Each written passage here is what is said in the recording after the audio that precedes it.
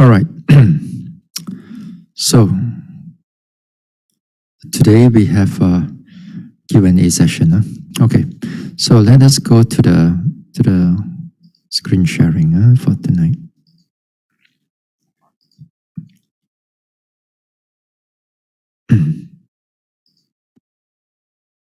Okay.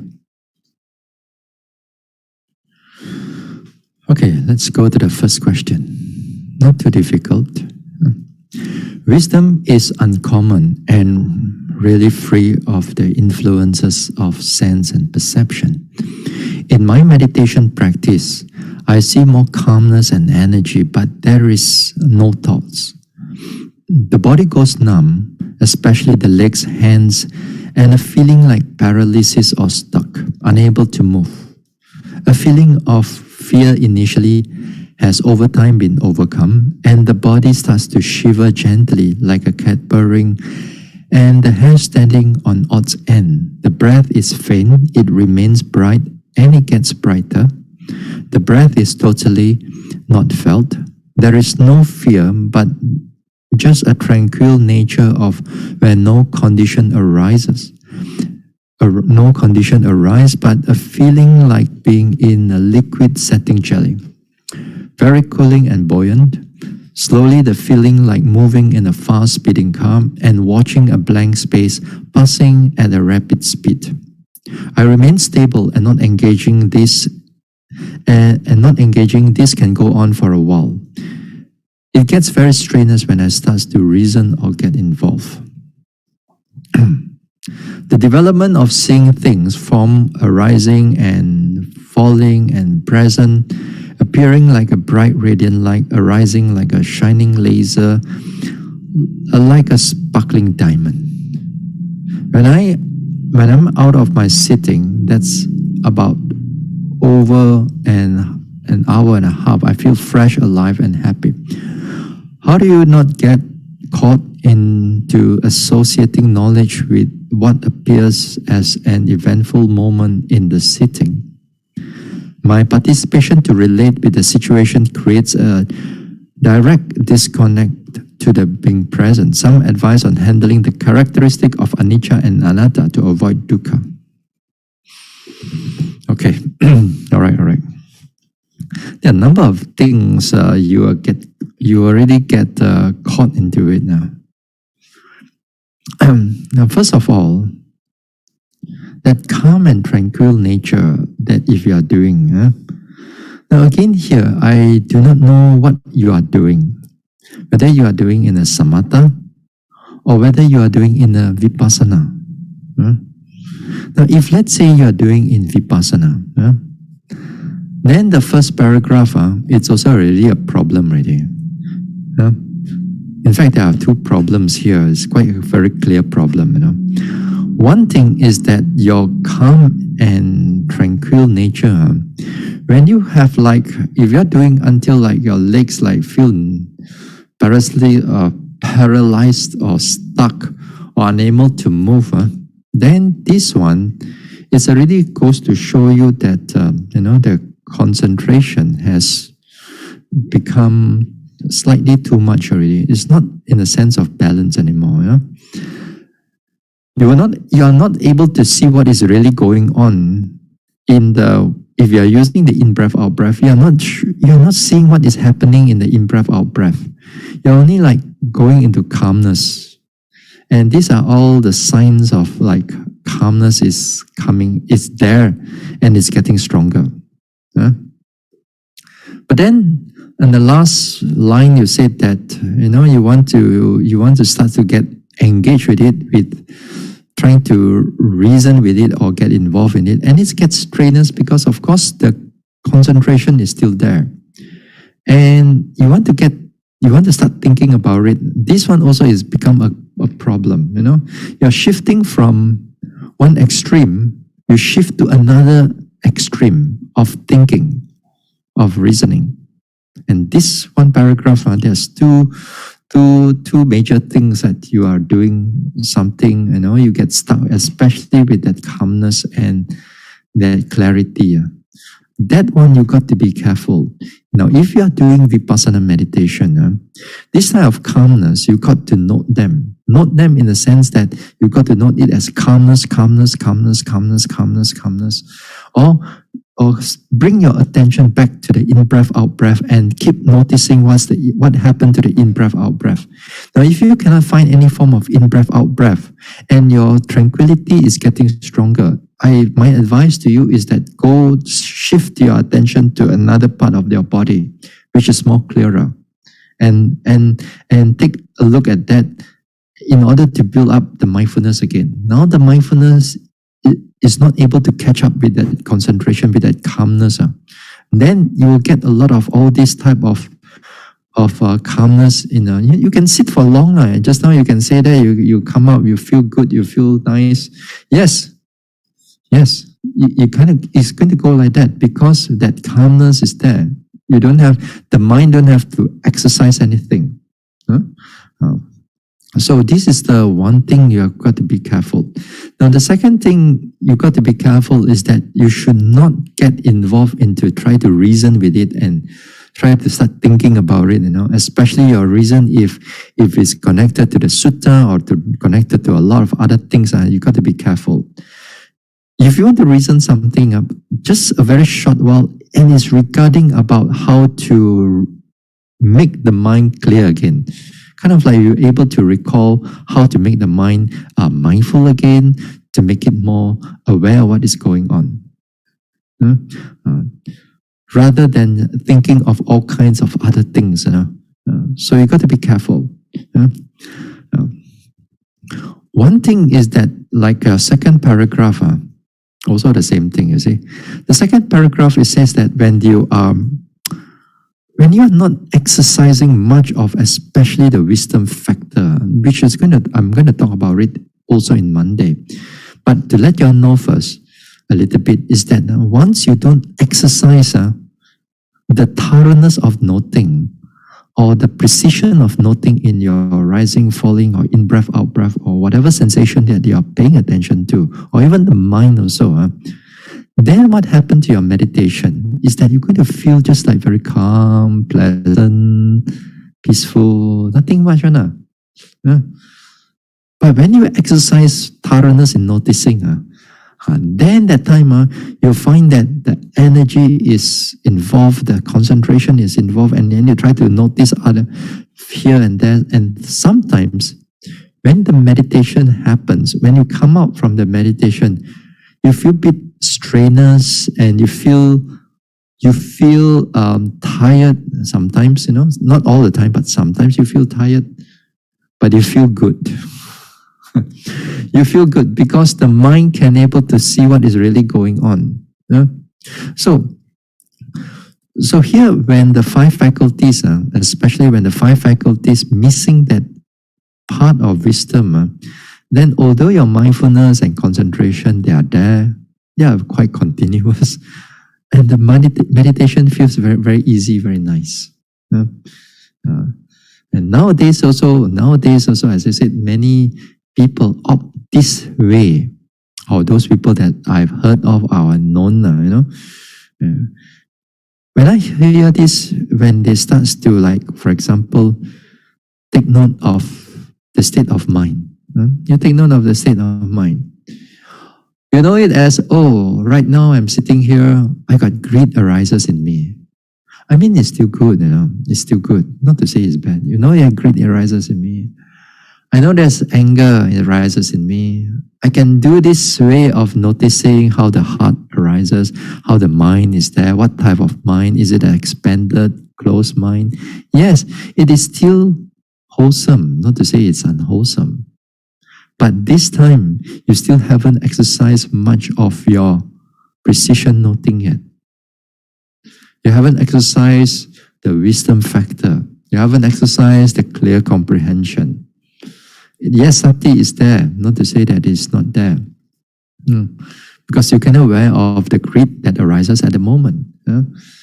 And you feel, for example, if you are outside, if you just sit down and you feel relaxed, you feel nice, you look at the surrounding, you feel good.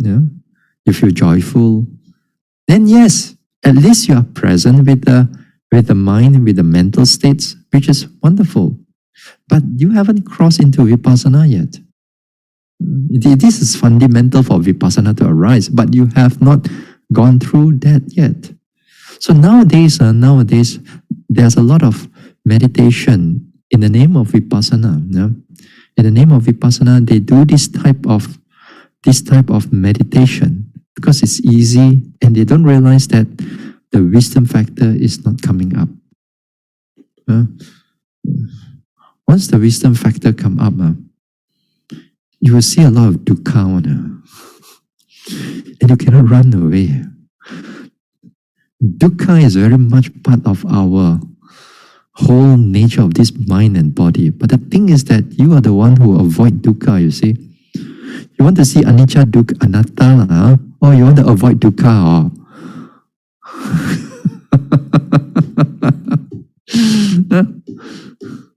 Dukkha is part of the whole thing. Dukkha is part of the game. Yeah. Dukkha is part of the whole enlightenment. Without seeing dukkha, you are not able to see this anatta or even the anicca or the deeper aspect of anicca. And then the dukkha comes in many forms, not just only pain here, pain there. It really comes in at very unsatisfactory level, unreliable. This type of things are not necessarily just pain. So you see, the thing is that if you are doing vipassana, your mind has to be open enough. Although you may have a lot of knowledge, whatever knowledge that you have, but when you come to meditation, a lot of times we get stuck. And the thing is that I'm trying to push over to you, to all of you actually, that all these talks, I have to push it to you all that this meditation is so much more important than just reading and try to reasoning. Of course, you still need those things. If without those things, you cannot come into meditation. But a lot of times we get stuck in the thinking, in the reasoning. And then we want to reason even in our meditation also. That is a problem. So here, if you are doing vipassana, make sure that while you are doing it, when the calmness is coming in, you've got to make an effort to really pay attention to your object or start noting the calmness itself. Calmness. Just learn to label it. A lot of people don't like to do this way. Just note calmness. What is there? Just not like that. Calmness. Just not rising, falling. What is there? Just do not like that. This is exactly because we don't have faith or we don't have trust in the development of the mental factors. I mean, it takes some time. You are not able to see just one sitting and then that's all, or even one retreat and then you can see everything. You've got to trust. You've got to trust how the factors of enlightenment starts growing in you. Yeah? So sometimes it's just that noting it as it is. If the calmness come in, you note it as it is. Calmness, and see how the calmness is changing. So next time you please, when you pay attention to this in-breath, out-breath, or rising, falling, or sensation and all that thing, then only this deeper aspect of anicca, dukkha, and anatta will come in. Don't expect that you're going to be able to see it. Don't expect that you think you know anicca. Don't expect that you think you know anatta or you think you know dukkha. Just you think that you know your buttock painful a little bit, only you think you know dukkha already. It's so much more deeper than that. You cannot find those things in the books. You've got to experience those things direct, firsthand. Even my job is to guide you to go there and dare to see for yourself. And my job is done. Finally it's up to all of you. So here, as I said, you have to take note of it. Now, if you are doing samatha meditation, If you're doing samatha meditation and you're doing in-breath, out-breath, anapanasati, as a samatha practice, okay, fine. But you still need a lot of mindfulness. The mindfulness in order for you to be alert and aware of your in-breath, out-breath. If so happen, your in-breath, out-breath begins to fade away and your mind starts to become calm and peaceful and nothing much happening right now, like calm, peaceful, tranquil, sometimes a bit of brightness. It can be what you written here too, it can be calm. And here doesn't mean that your samatha meditation is going forward, right now. The samatha meditation right now is going sideways already. It's because of that craving, that is attachment to this calmness. And a lot of samatha meditators get caught into it. They thought that they are going further. But as I said, you should not fall into that trap. You should go back to the in-breath, out-breath again. Now, if the in-breath, out-breath cannot find, get up and do some walking. Build up that mindfulness again. Come back and sit again until your in-breath, out-breath is clear to you without going into anicca, dukkha, anatta. Just the in-breath, out-breath. And the in-breath, out-breath has to be alert. It is anapanasati,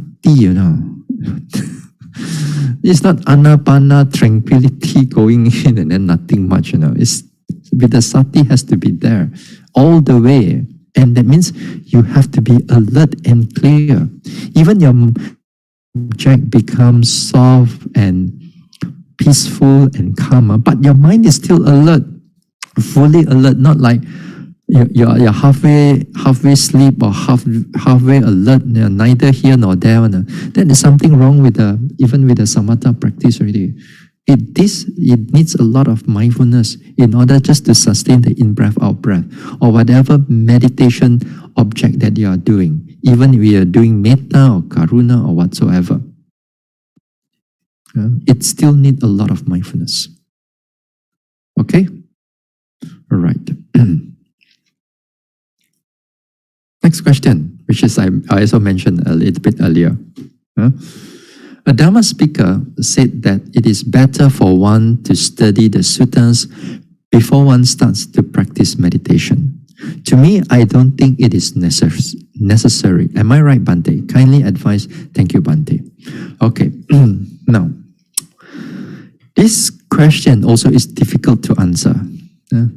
Because not every one of us have capability like during in the Buddha's time, Now, you see, some of the monks during in the Buddha's time, or even the ascetic that come to the Buddha during the Buddha's time, they don't need some of them. I wouldn't say all. Some of them they don't need lengthy suttas or suttas after suttas or listening even from the many words from the Buddha. They don't really need necessary. Sometimes the Buddha is delivering a sermon. Before they finish the sermon, they're already enlightened, at least at the first stage already.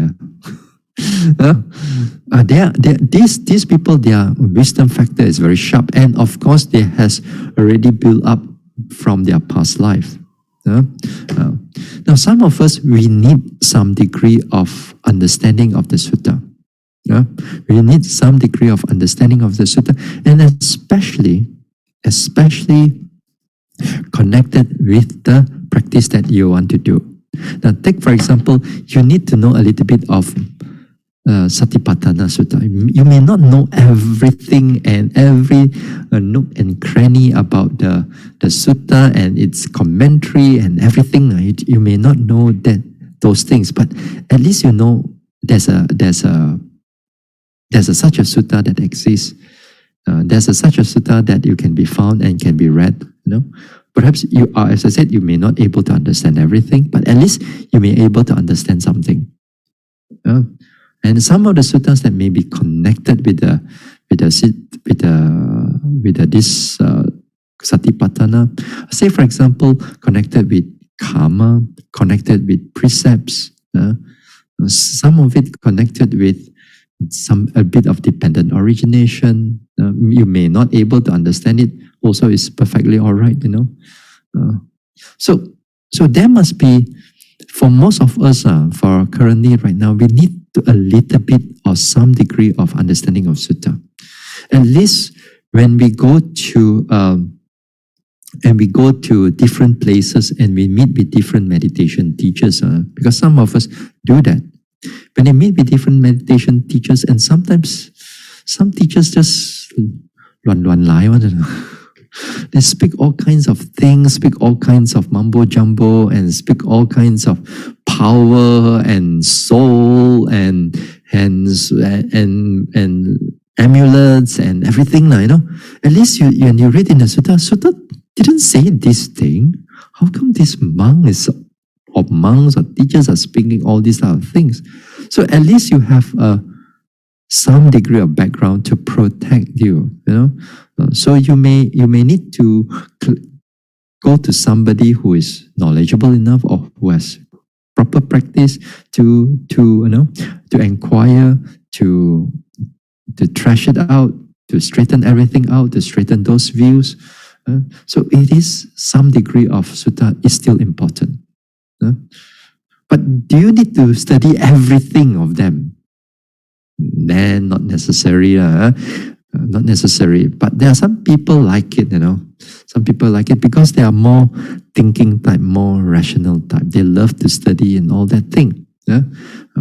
So for most people, they don't need to study everything, but you need some small degree of understanding the sutta.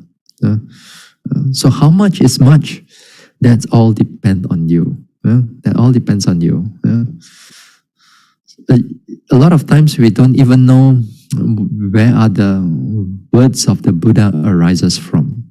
A lot of these, Buddhist people, a lot of Buddhists, when we see how they come into a temple, they never ever open up Majjhima Nikaya or Anguttara Nikaya or whatever, At least here right now, sometimes in the Dhamma talk, I share with some of the suttas with you because I know some of you never opened before, never know what is inside before.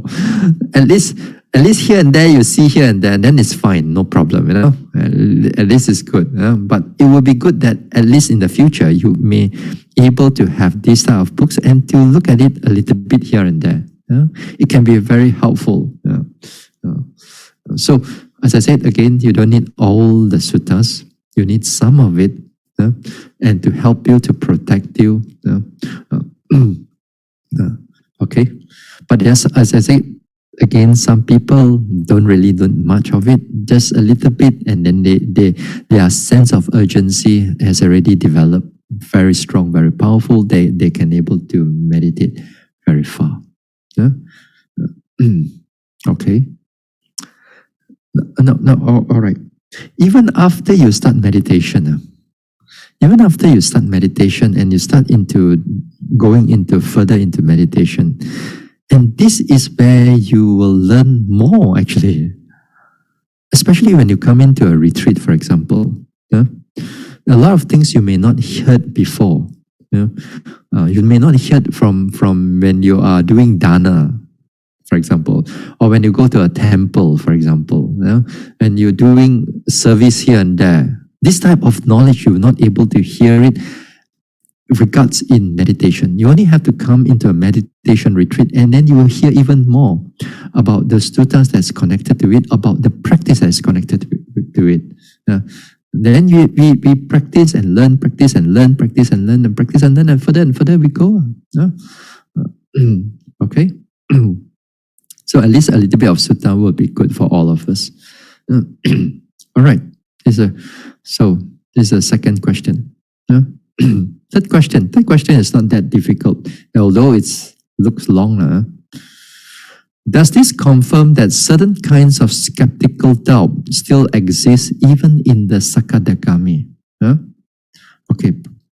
Now here the question is here.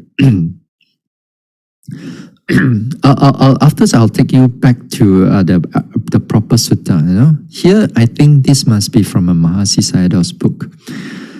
Now the one that I underlined here.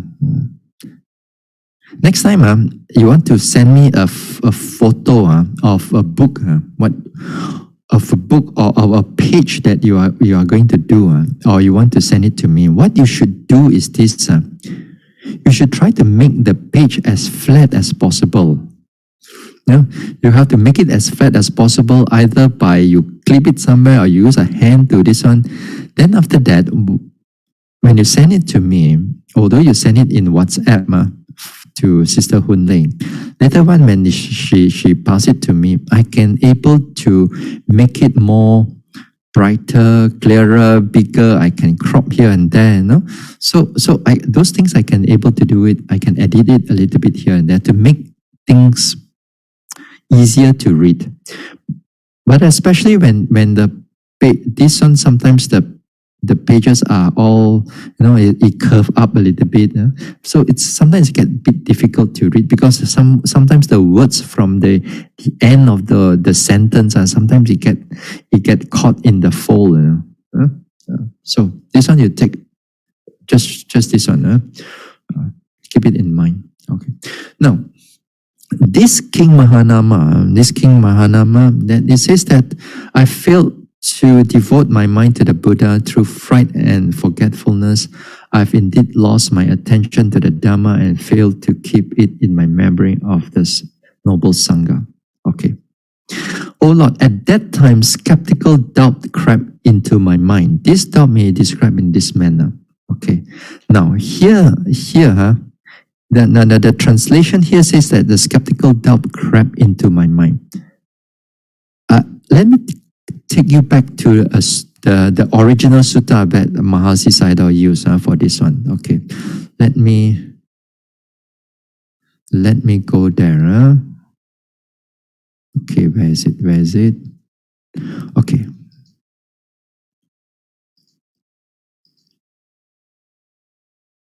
Can you all see? Mahanama. Okay, hold on. I make it bigger a little bit. Make it bigger. Wider. Okay. Hold on.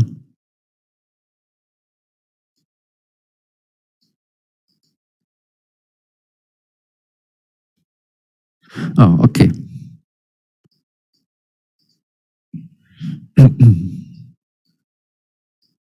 Okay. Here is in the text is in Samyutta Nikaya. Sotapanni Magga is almost at the end already in the Samyutta Nikaya. Mahanama 1. Thus have I heard, on one occasion the Blessed One was dwelling, let me move this thing, among the Sakyans at Kapilavatthu in Nigroda's park. Then Mahanama the Sakyan approached the Blessed One, paid homage to him, sat down to one side and said to him, Venerable Sir, this Kapilavatthu is rich and prosperous, populous, crowded with congested thoroughfares. In the evening, when I entering Kapilavatthu after visiting the Blessed One, or the bhikkhus worthy of esteem, I came across a stray elephant, a stray horse, a stray chariot, a stray cart, a stray man. On that occasion, Venerable Sir, my mindfulness regarding the Blessed One becomes muddled. My mindfulness regarding the Dhamma becomes muddled.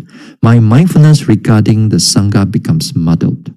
The thought then occurs to me, if at this moment I should die, I what? Wait. What did I? If I should die, what would be my destination? What would be my future born? Okay. Don't be afraid, Mahamana. Don't be afraid. Your death will not be a bad one. Your demise will not be a bad one. When a person's mind has been fortified over a long time by faith, virtue, learning, generosity, and wisdom, right here, crows, vultures, hawks, dogs, jackals, or various creatures eat his body, consisting of form, composed of four great elements, originating from mother and father, built up out of rice and gruel, subject to impermanence, to be worn and rubbed away, to be breaking apart and dispersal.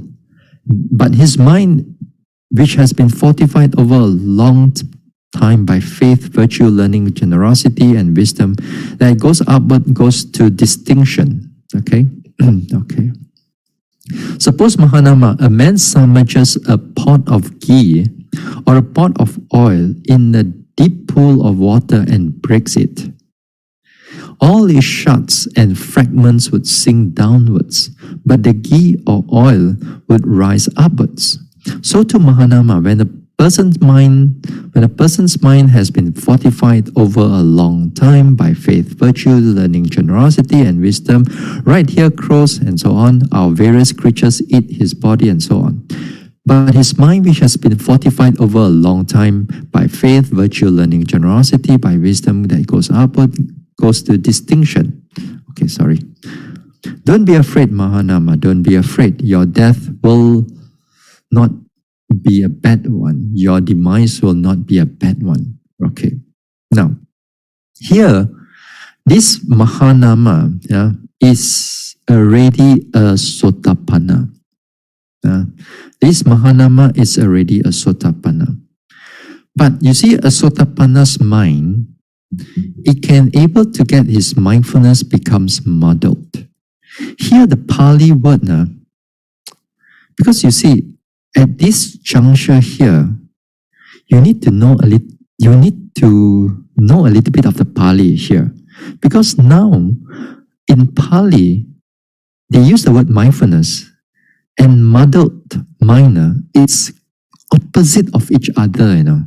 Opposite of each other. Let me show you. Let me show you for the fun of it. Okay. Let me show you. Even you do not know Pali, that doesn't matter. Let me show you. Okay. Patama, Mahanama Sutang. Patama means, if in the Malay is Patama. Patama means what? First lah. Patama Mahanama Sutang. Just now is Mahanama number 1. So Patama, so 1. So here it is mentioned here. The one that is being muddled here. Tasma mayang bante, tasming samaya musatewa, Bhagawantang arabasati, musati, Dhammang arabasati, musati, Sangham arabasati. Now the word sati here, although it is used as mindfulness, but actually it's more of able to remember right now, Not just only the present mindfulness, that what we do in the rising, falling, sitting, touching, those things, But here the word sati here is that at that time when the elephant comes, when this thing come in, it makes his mind like cannot able to recollect the Buddha, the Dhamma, the Sangha. Okay? Because his mind is being fearful right now.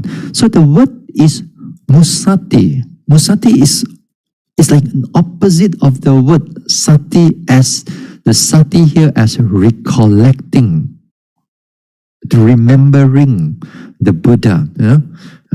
So here musati means like the mind become like careless, like the mind become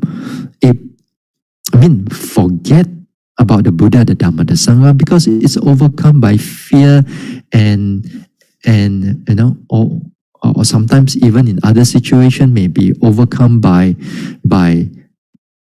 sadness and so on. So here the thing is that let me share back the screen to you on the can see. All right, now here the mindfulness here and becomes a muddled mind. It's that during this time when the stray horse coming in and so on, the mind cannot, this Sotapanna, they have not cut off fear, sadness, and so on. They still have those fear. And it can be quite strong with them when the situation arises. And when the fear arises, of course, they cannot able to remember the Buddha, the Dhamma, the Sangha. So that's why they put the word muddled here. Yeah? And I see another translation, another translator in the internet also, and they use the word muddled, which is in a way appropriate over right now. Yeah? Now, here, as a Sotapanna also, a Sotapanna, when they meditate, they know about the five aggregates as anicca, dukkha, anatta. Very clearly, they see it themselves. But in regards to future life, most of the Sotapanna may not able to see it. For example, that, okay, now you have already attained Sotapanna. Now, but the Buddha says that how many lives left? 7 lives left. But the 7 lives still left. For the Sotapanna, he can't see whether how many more lives is still in front of him. He can only experience what is been going on with the mind and body, and he reached Sotapanna. But because he don't have the psychic power or whatever power that he have, he cannot able to see how many more lives to go. That belongs to those who have those powers that they can able to see how many lives to go.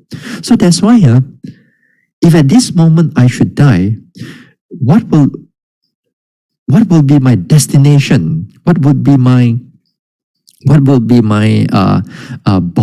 future birth will become? What my destination. So the Buddha says, don't be afraid, don't be afraid. Now, even the Sotapanna also cannot see in the next life whether he's going to be reborn in the human life, Deva life, or even an animal life also. But the Buddha says that as a Sotapanna, then there's these 4 woeful states has been closed. But the Sotapanna himself, he cannot able to see the future life. For most of the Sotapanna, which is not, doesn't come with those type of powers. So it is relying on the words of the Buddha. They are relying on the words of the Buddha. So it is understandable that when the Mahanama, when it comes to this thing, there may be fear arises. But this type of fear is not skeptical doubt. The fear here, it is fear, but it's not skeptical doubt. Because as we all know, skeptical doubt is already eradicated by Sotapanna. So from there onwards, but then sometimes people may think, hey, but you still have doubtful about your future. You're still doubtful about your next destiny. So isn't it skeptical doubt in that sense? If the question asked, So here, again here, this is not the skeptical doubt that what we are talking, This is not the skeptical doubt of what the Buddha is mentioning here. This is the skeptical doubt as a vicikicca that is connected with defilements and wrong view. Whereas this one, it is not. Now, even let me go back to your question again. Now, here, you ask the question whether skeptical still exists even in the Sakadagami or not. Well, here, I think this, no, I think this book, if Mahasi Sayadaw, you send another photo, another season. Then let me go this one for you. Okay. However, no. Okay, just before the however, let me go. Okay. Now you read, What state is abandoned by me internally, which appear in the Chulakanda Sutta? It should be understood that some Sotapannas and Sakadagamis are likely to have doubts about their future existence or destiny after demise. Yeah? And because just now, why they have doubt? Because, as I said, explain it to you all, that they do not have the psychic power to see the future. And they may also have doubts relating to the defilements, to whether this has been rejected or not. The reason is that these defilements are not able to be eradicated or not, because, as I said, sometimes enlightened ones, when their wisdom factor is not sharp enough or deep enough, it's hard for even a Sotapanna to know whether which defilement is already eradicated or not eradicated. Although they may rely on the words of the Buddha, but they may not be able to see it themselves. I think I mentioned this even right in when we talk about Third Noble Truth, when we go through all the 16 insight knowledges, and especially when it comes to the number 16th insight knowledge. That's number 16 after enlightenment, where the 16th one is ability, whether you can able to see which defilements already eradicated and which defilements are not eradicated. And I said also, only some enlightened ones can able to have that quality to differentiate which one it is and which one it is not. So here, because of that, then therefore, it is said that this one doubts relating to the defilements which has been rejected or not. However, it cannot be said that that skeptical doubt has not been abandoned on the grounds that such doubt are still present, has just been stated. The reason being, these kinds of thought entangled with doubt are not vicikicca nor kilesa, which should or ought to be rejected. Only 8 or 16 kinds of doubt which have wrong view as personality, the sufficing condition, attaditi upanisaya, and has been described in the section of Kanka Vitarana Visuddhi, are defilements as skeptical doubt and should be abandoned. Now, the type of skeptical abandon here is that, or the wrong view that abandon here is regarding with, you think that these 5 aggregates, your mind or your body, must be somewhat permanent, must be somewhat pleasant, and is somewhat self or a soul. If you hold on to this type of views, if you still hold on to this type of views, of course, that person is still not a Sotapanna. But because the Sotapanna have seen for himself, directly seen for himself that all this mind, the process of mind and matter is always arising and passing away, and they cannot stop. Because of that, we see it as anicca, or we see it as dukkha, or we see it as anatta. And then the doubt about that type of views does not arise anymore. It is all eradicated.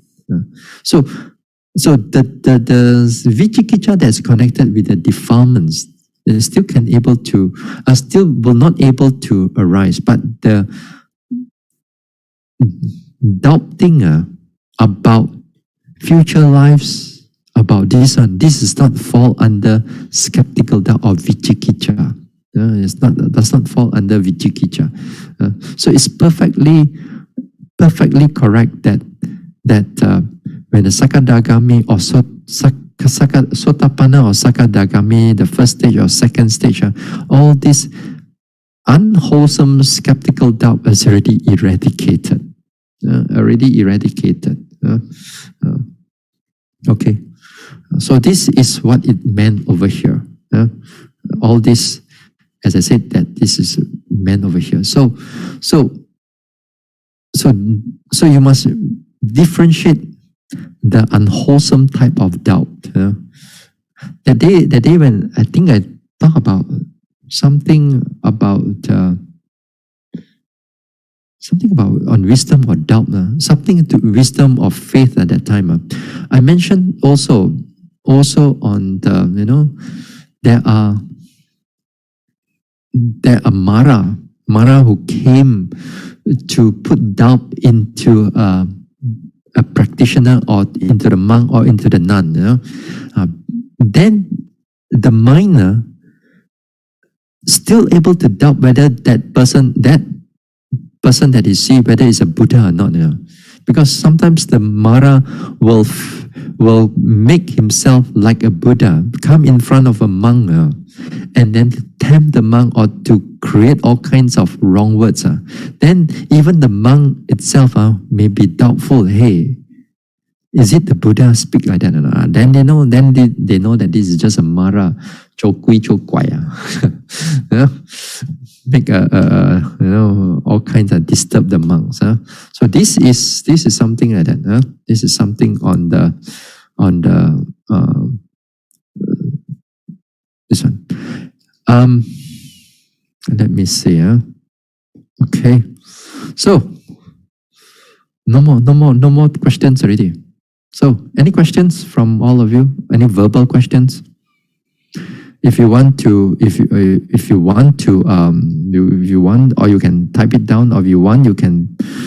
Where's the hand signal? So I forgot where is it already. Yeah. So, any question?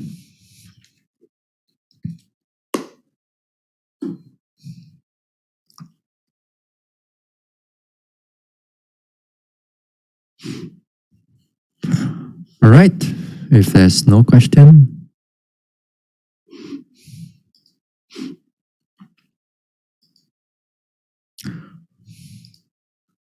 okay. Since there's no questions, if you want to have any questions, sometimes you cannot unmute yourself. You got to put what do you call that? Raise your hand, and then there's one supposed to be raising the hand there. I forgot where is it also. Sometimes so long didn't use already. All other functions around here. Or if you do not know where's the raise the hand, you just type at the chat there. Okay. Under reaction, that's right. Raise hand. Oh yeah, correct. Under reaction. Okay. All right. Anybody? No question? It's okay. Then we can finish earlier.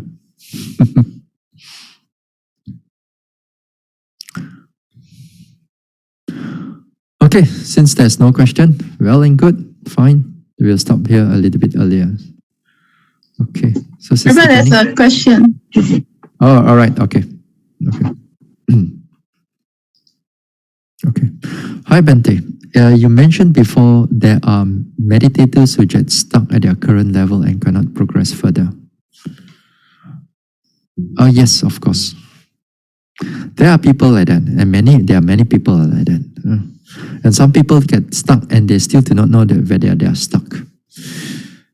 And their wisdom streams comes to penetrate further, which is also very true.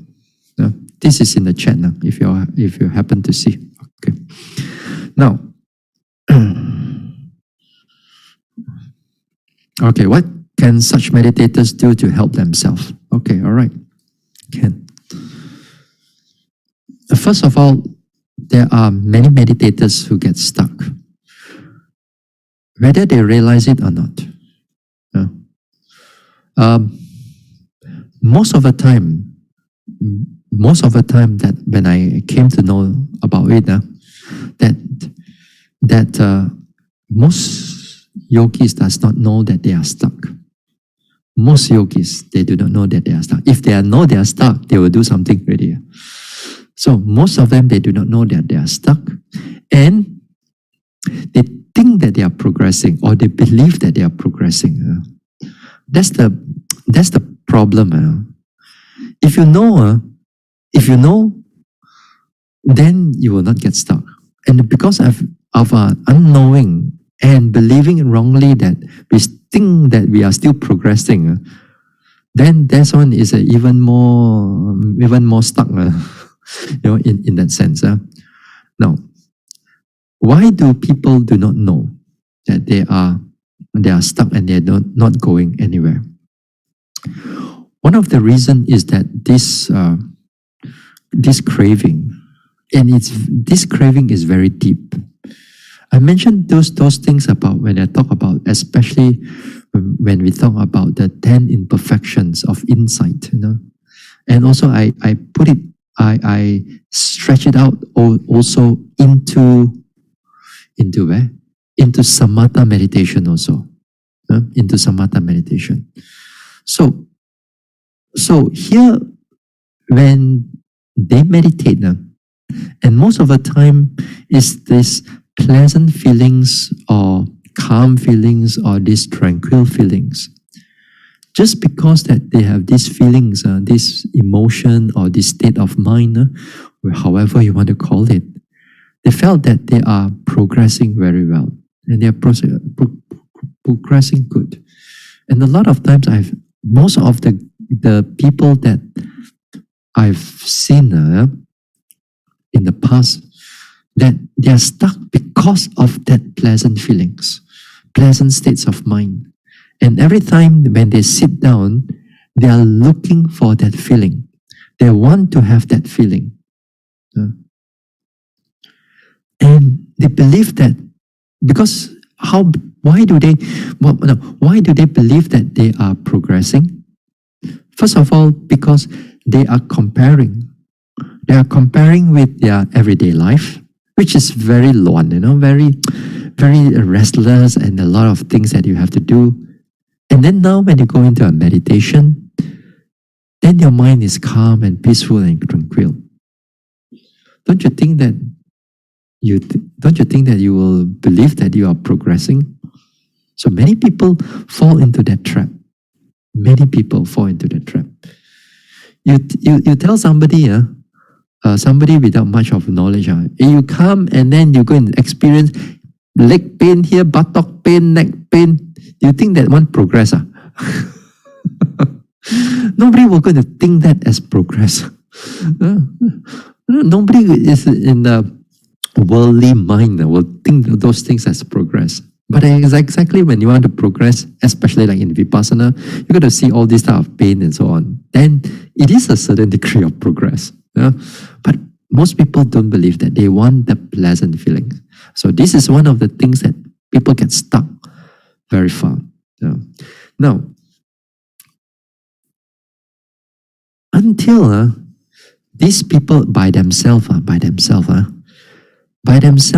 after a while, they meditate that they're still in that state of calm and peaceful or light. After that, they see that they don't go anywhere anymore. This meditation also like that. Next meditation also like that. After a while, they feel that my meditation is not getting anywhere. Then only they start to realize that they are stuck. Then they know that something wrong. How come it's not progressing or neither this and that?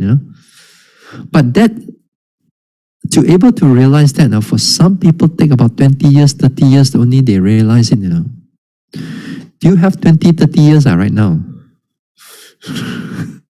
A lot of people don't have the 20, 30 years. So until they realize that this is stuck, until they know that they are not progressing, then only they begin to open up their mind. Or they seek some remedy to overcome if they still have meditation disorder. Now, again, sometimes, then after that, another thing is that sometimes they are in that state. They think that they are progressing, but somehow or another, by their good karma, they hear a meditator or a friend or a speaker or a teacher spoke about this type of situation. Then only they realize that they are not going anywhere. Then only they kind of like so-called awaken, from that slumber, Then only they do something about it. Every now and then when I give the talk, there are this type of talk. There are one or two awaken from it. Not enlightenment, but at least awaken from this one. Better than nothing. At least you got some way to go. So this is one thing. This is one thing. Another thing. Also, another thing is that why meditators get stuck and cannot progress further is that they are attached, inverted comma, but they don't realize it. They attach to their present experiences. They can be still quite clear, That means, for example, if they're doing vipassana, rising and falling, sitting, touching, or in breath, out breath, and they can see things are changing. They can see things are changing. But then, after a while, the change starts to become different from their present one. It changed from their normal, what they see, normal, and then things are happening already, right? But then the yogi does not want to go and see the new one. He wants to see the old one because after some time they have that comfort zone already. They sit down there, pay attention. Oh, this rising, falling, very nice. New one coming in, feel bo song. Put it aside first. Wait. Just to see what I want to see first. When it happens like that, then the yogi also gets stuck. Because especially because the next coming, the new experience that's come out, and it's connected with dukkha. You even don't want to even go to touch that. You want to still see the anicca changing here and there because it's easy to see. But when it comes to the new experience, come to touch on the dukkha aspect, when it's unpleasant, unreliable, there's unsatisfactory, you kind of like the mind that don't want to see what I'm good at. This again is because of the yogis is attached of what is the present happening, and this one can happen with the yogi, which is in the deeper aspect of the practice too. And also again, they get stuck in the practice, especially when you are supposed to pay attention to what is really going on with the pain and pushing and tightening and how it changed and all that thing. Many yogis don't want to see what is really going on with those processes. They want to stay with the object which is easier. Rising, falling, sitting, touching, thinking, planning. Then they don't want to go into this pain aspect. Because pain is difficult. And a lot of times this type of pain arises. And part of their arising is part of the progress. And then they don't realize that. They don't realize that. So a lot of time people just want to stay in their comfort zone. They not want to push a bit more further. So that's why they get stuck in many ways. Get stuck in even there are deeper ways. There are people who stuck in deeper ways. They are not stuck like they do not know. Some people purposely want to get stuck. For what reason? Because there's some people don't want to be enlightened yet. They want to, say for example, meet the next Buddha. Or they have aspiration to become a Buddha. Or they want to reborn in a certain planes of existence or whatever their idea is. So because of their adhitthana, because of they make that type of vows, then no matter how they meditate, they cannot go further. They still put to jhana or still there, and they cannot go any more further. Because they already put that adhitthana, they are very blocked. They block it already. It's like that, no? But the biggest problem with stuck one, you know what? Laziness, that one. That one. Laziness to practice, laziness to this one, that one, you sure stuck one, that one. Of all those things that just now I mentioned, that one, it's, yes, they still can get unstuck because they still meditate, But if you are lazy, everything also you will get stuck. You are neither here nor there. In fact, that they are going to detrimental also. In fact, the mind goes into all those things. So make sure that you put in some effort to do something. Yeah, then only you can able to get out of that stuck position. And sometimes in the meditation also, as if sometimes you are going stuck for a while, But nevertheless, you just make sure that you put in the effort, then things will get better. It's just a matter of time only. But if you want to put the effort, you are just there where you are, or even detrimental. All right. Okay. All right, that's it. That's it for tonight. Already 10 o'clock already. Okay. Nothing else, Okay, let us share merits now.